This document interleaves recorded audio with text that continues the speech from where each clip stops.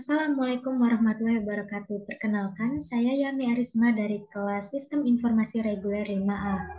Di sini saya merupakan bagian dari tim kelompok 4 yang mengangkat judul tentang Sistem Informasi Penyewaan Kos di Kecamatan Indralaya.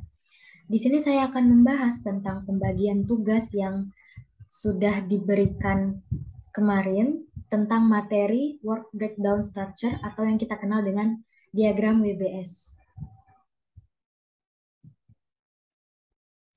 Jadi Indralaya ini merupakan salah satu kecamatan di Kabupaten Ogan Ilir yang terdapat universitas terbaik di Indonesia, yaitu Universitas Sriwijaya.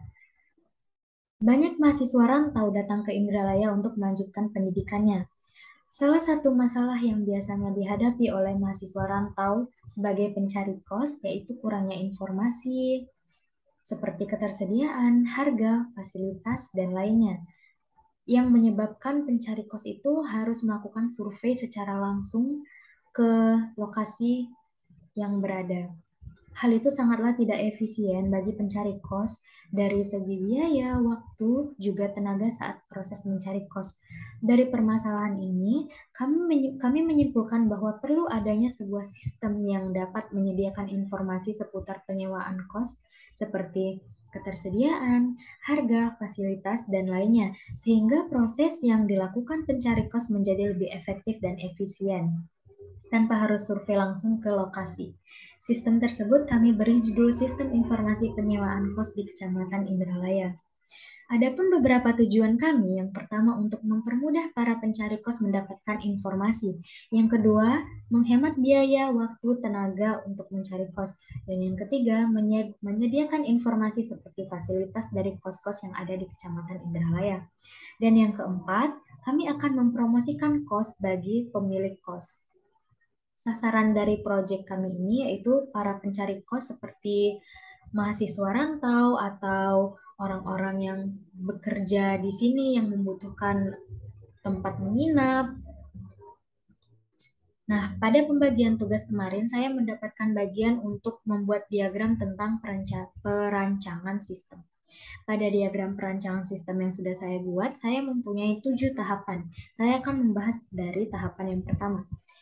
Tahapan yang pertama yaitu mengumpulkan data untuk membuat perancangan sistem informasi penyewaan kos. Pada tahapan ini, sistem analis mempelajari hasil dokumentasi pada tahapan analisa sebelumnya di tahapan analisa kebutuhan sistem. Tahapan kedua, mendesain use case diagram. Pada tahapan ini, sistem analis membuat rancangan desain use case diagram, lalu technical writer mendokumentasikan hasil rancangan use case-nya. Tahapan yang ketiga, mendesain data flow diagram atau yang kita kenal dengan diagram DFD. Pada tahapan ini, sistem analis membuat rancangan DFD, lalu technical writer akan mendokumentasikan hasil rancangannya. Pada tahapan keempat, mendesain Entity Relationship Diagram atau IRD. Sistem analis membuat rancangan IRD untuk sistem, dan technical writer akan mendokumentasikan hasil rancangan IRD-nya.